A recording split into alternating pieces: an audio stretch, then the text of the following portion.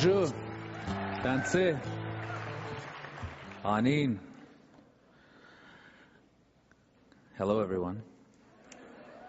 And hello, everyone in satellite land. Indigenous food sovereignty issues are absolutely central to Bioneers. Our next speaker is one of the nation's most important activists for traditional and local foods and community food security. Winona LaDuke from the White Earth Reservation in Minnesota is a two-time Green Party U.S. vice presidential candidate. A mother of five and program director for Honor the Earth, a Native American foundation working on environmental justice and energy issues. Founding director of the White Earth Land Recovery Project, Winona has worked for over 20 years on Indigenous land issues and is the recipient of a wide array of prestigious awards. Alternative energy is key to our future on this planet, and she has worked hard to launch renewable energy initiatives on tribal lands and beyond. And add to that fact that she has long been a highly effective national and international advocate for environmental justice and anti-war stances. She is also precious to our movement in her role as one of our most prolific writers on environmental justice and Indigenous rights. And even after all these remarkable contributions that she makes, I know firsthand from sitting in her home for Thanksgiving dinner that she's a dedicated mother and grandmother.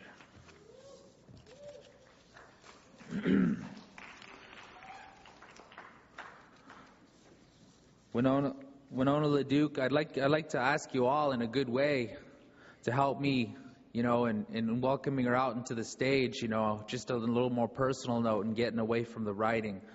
She's an incredible auntie to us young Indigenous activists that are coming up in the movement. And, it's a pleasure and it's humbling and it's an honor to have her come out here today and share with all of you the good work that she does and the rights for our people to be recognized here on Mother Earth. So join me in welcoming Winona LaDuke.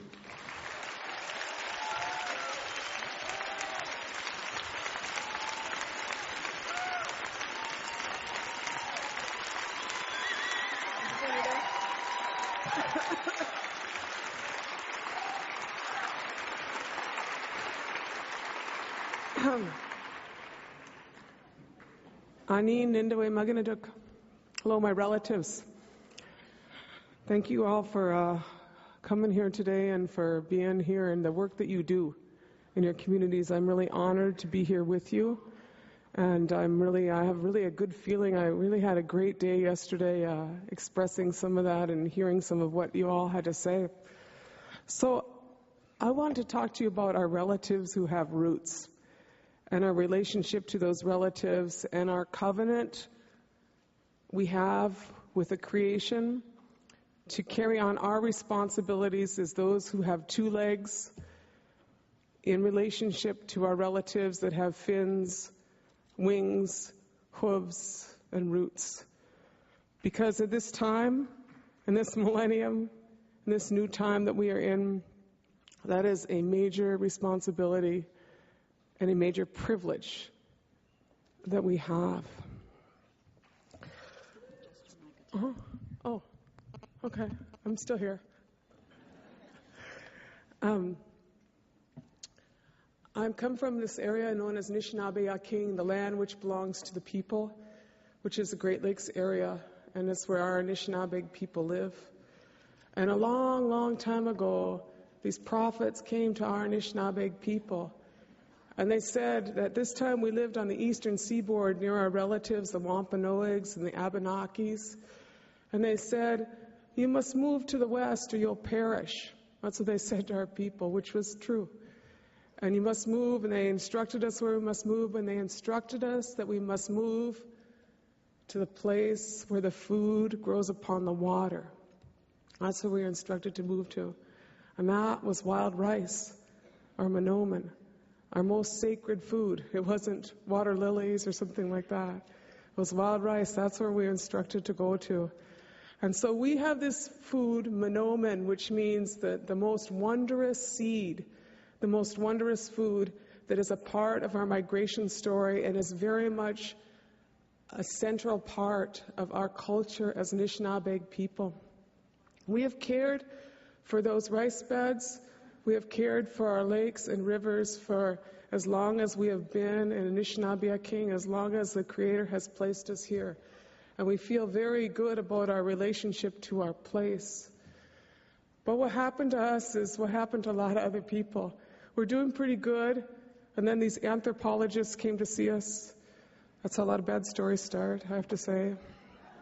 And first they came out, and they measured our heads, and they scratched our skin, and they measured across our noses, and they're trying to figure out how Indigenous people would fit into the construct of physical anthropology and white superiority. You know, it was really a bad era in anthropology, I'll tell you that. So they came out, and the same guys, one was from the Smithsonian, one was from the University of Minnesota. And we should have known when they came out that this was a bad scene. But they were later quite disappointed because they discovered some people in Mongolia who had bigger heads than anybody in Europe. So that kind of blew their whole theory of white superiority. You know what I mean? So turns out you can learn a lot more about people by talking to them than measuring their heads. Much better plan. But they came back a few years later, and this time they watched our Anishinaabe people in Menominee-Gizis, which is our wild rice-making moon. This moon was followed by Watbaga-Gizis, and right now we're entering Gashkadno-Gizis, and we have our Gichimanadu-Gizis, our moons, all of our moons, and my personal favorite is Anabana-Gizis. I like how that sounds. It means hard-crusted snow moon, comes in March. But why did I tell you that? Did you notice that none of those moons are named after a Roman emperor? It is possible to have a worldview that is not related to empire. That's what I'm telling you.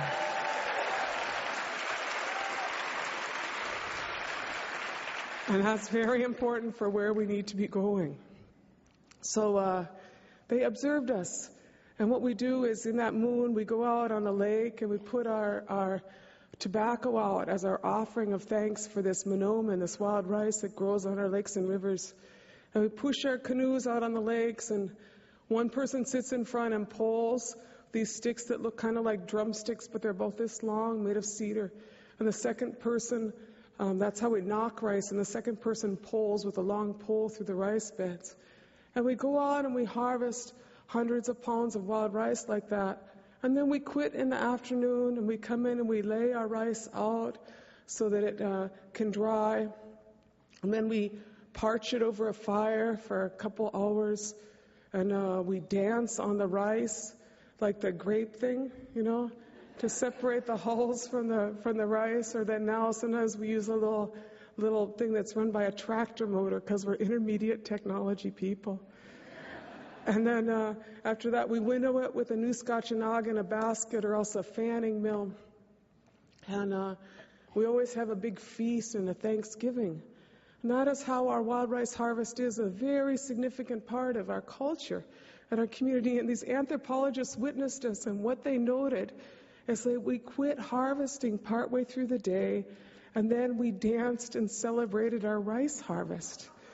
And they are very upset with this and basically said, we were never going to become fully civilized people because we didn't work the way they wanted us to work. And so they refer to this as an Ojibwe Mardi Gras, an early Christmas, and we're very disappointed in our ability to be productive. And that is kind of the onset of industrialized agriculture, as that kind of thinking. And so it took them about 40 years to figure out how to botch it up, but that's what they did. They figured out how to grow rice in rice paddies in northern Minnesota, using chemicals and fertilizers, and then draining it and harvesting it with a combine and calling that progress. And for us, this was very devastating because we had specific instructions on our wild rice. And we also have specific instructions on how we're supposed to care for our rice. It was devastating to us also because our communities historically relied on rice as our major trade item. When I visit other Indigenous people, they say, "Where's the rice, Winona?" You know, they want to know because we are known. We've traded our rice for all these years, and it's a major source of our economy. My reservation, every statistic you don't want to have, we have. Economically, we're the poorest people in the state of Minnesota, but we have millions of pounds of wild rice on our lakes.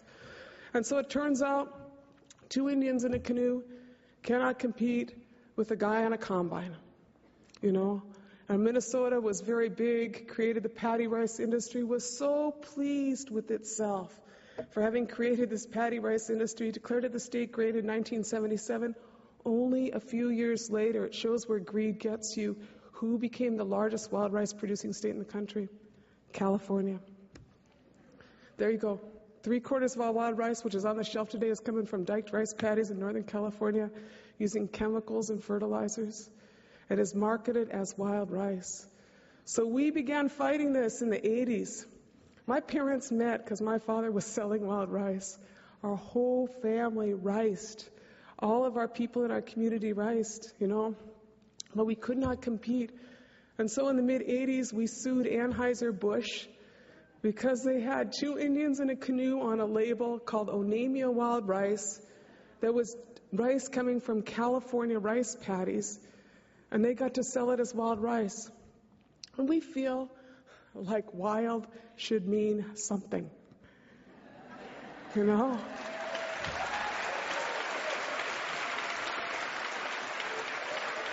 And so that was our first battle.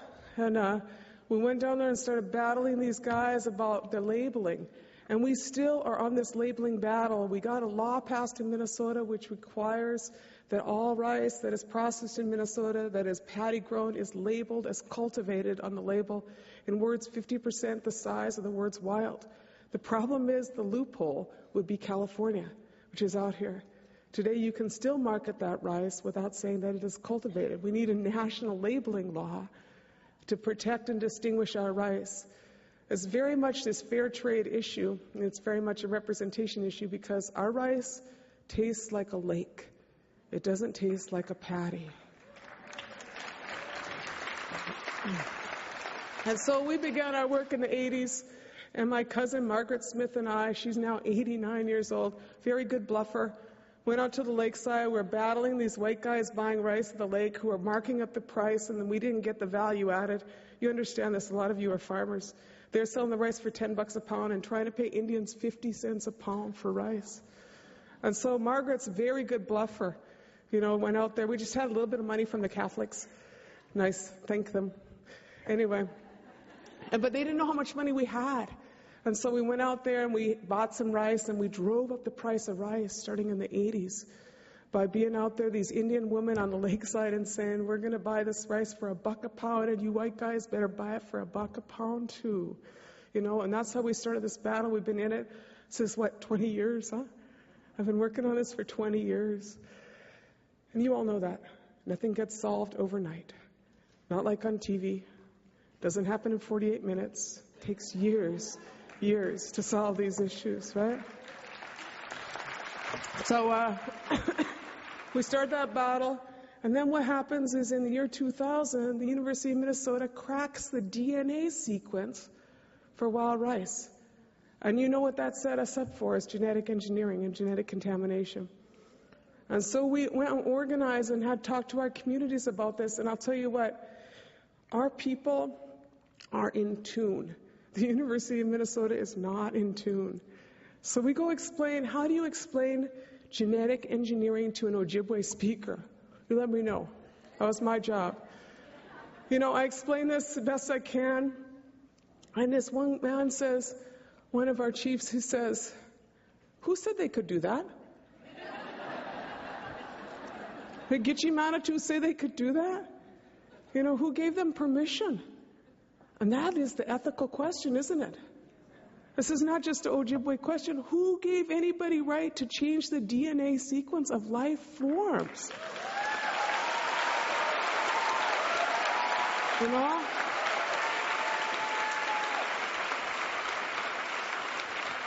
And so we go back and we start this battle, and the University of Minnesota hides behind the cloak of academic freedom and says that we are challenging their academic freedom. And we say, what about academic responsibility?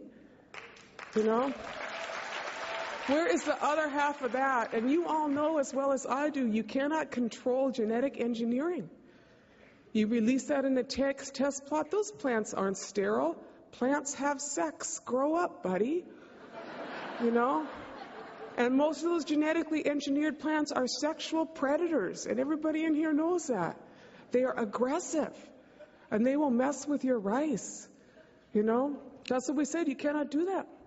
And so we start. They treat us badly, put us committee to committee. We finally end up at the state legislature of Minnesota 3 years ago. First year at the legislature. We go down and testify at the state legislature, and this is what it is like, and you know this is the case.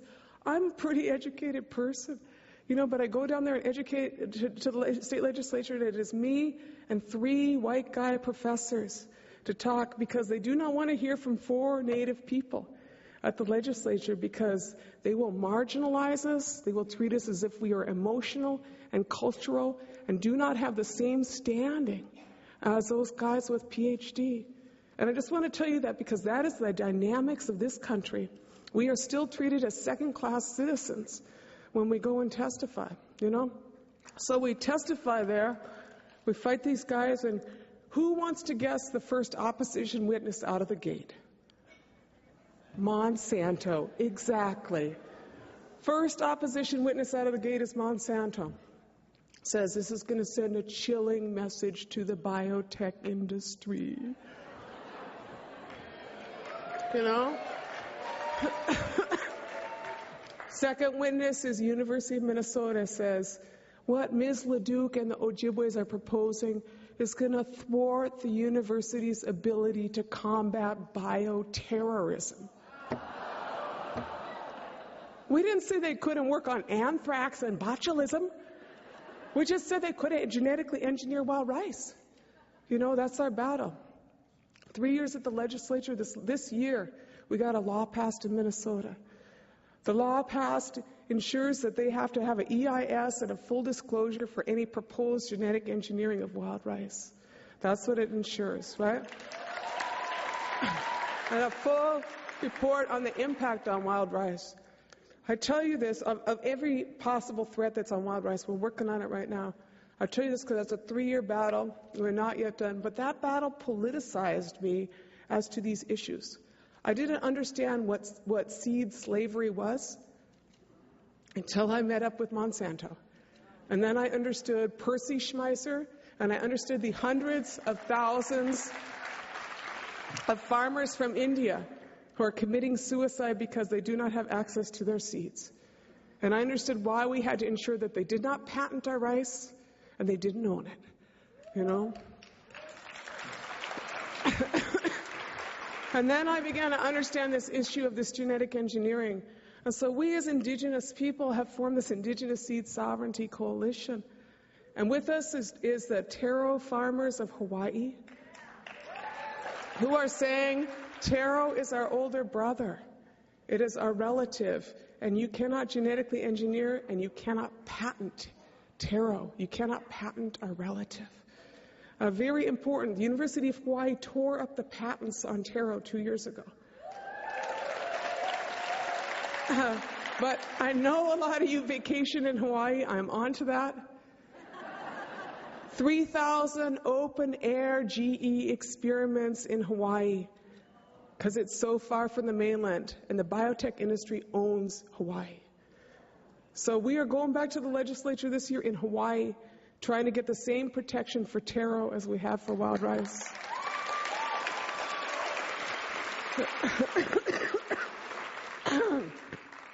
Excuse me. And then corn.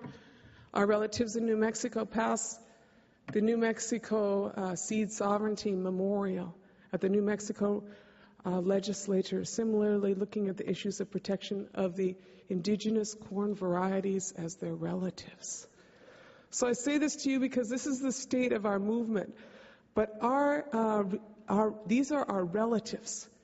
This is not an interesting heirloom crop we are growing. It's very important to understand that. These are essential parts of who we are, and it is essential that culture be returned to growing of food or agriculture. It is not separate. It has to be the same thing. So in closing, what I want to tell you, I was privileged to talk to Bioneers a long time ago. I don't know, I forget. A long time ago, though, okay? I had this problem with the Bioneers word. I just want to say, it reminds me of pioneers. It makes me a little uncomfortable. Just a little bit. I just have to say that, I think that part of this, what this needs to be about is in this millennium, is restoring our relationship to our relatives who have roots. That has to be part of our mandate, because that's what you are connected to. I don't know if you want to be in that pioneer thing. You might want to be in the restoring relationship paradigm. I don't know. I don't have this all worked out. You might have to work that out yourselves. Okay? But in this millennium, we have two things I just want to say that makes your work so important. Our work so important. First, y'all know this. Peak oil. I had to break it to my teenage son who's just learning how to drive that I consumed half the world's known oil resources before he even hit the road. He's bummed out. He hasn't recovered yet. But anyway, turns out, first, cannot squeeze the U.S. corn crop into my gas tank. Don't even try. It's not the right thing to do. Got to cut your addiction. That's what you got to do. And second, turns out we can't get the food to the table with peak oil. Because right now they're saying 10 to 15 calories of fossil fuels used to produce 1 calorie of food. You understand what I'm saying, the implications of that, right? So that is why relocalization of food economies is essential.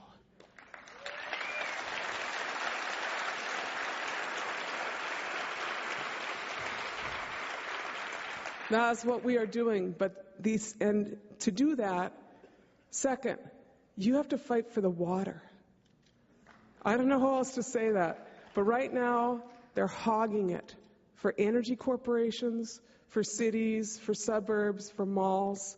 Someone has to speak for the plant relatives' rights to the water, because they're going to need it to live. Third, I want to say our traditional foods that we are growing out, we have our rice, but we're restoring our pumpkins, our squash, our beans, our corn varieties. Those really old varieties have something in them that is very important. First, almost every one of those heritage indigenous varieties is much higher in antioxidants, fiber, amino acids than anything you can buy at the store. I don't know how they bred all that stuff out when they created industrialized food, but that's what they did. Those foods are medicine. You have to remember that, and you have to treat them like that, and you have to grow those foods, because those are the foods that are going to heal us from the problems we have that are food related, right? I'm saying that's really important to not forget. And second, those foods like our corn, we have some little short guy corn I got from a seed bank. I got a handful like this about 5 years ago. Now we got 5 acres of it. This little guys, they're called Bear Island Flint. But those guys, they grow about this tall, and they have great big corn on them. They don't spend time getting big. But why did I tell you that about them? Because those guys are the guys that are going to make it through climate destabilization. You understand what I'm saying? Is that those old biologically diverse seed stocks have the ability to adapt, that absolutely there is no similar ability in a hybrid or anything owned by Monsanto. That's what you have to remember in this work that we're doing. If we want to feed our people, we got to go back to those original guys, those original relatives. My father passed away about 15 years ago. But he used to say, and I don't know if I ever really got it until about a year ago, he used to say, I don't want to hear your philosophy unless it grows corn. Isn't that an interesting thing?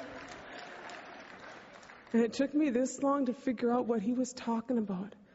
You know, we are all in the richest and most powerful country of the world, and we were all products and colonized by the petroleum era.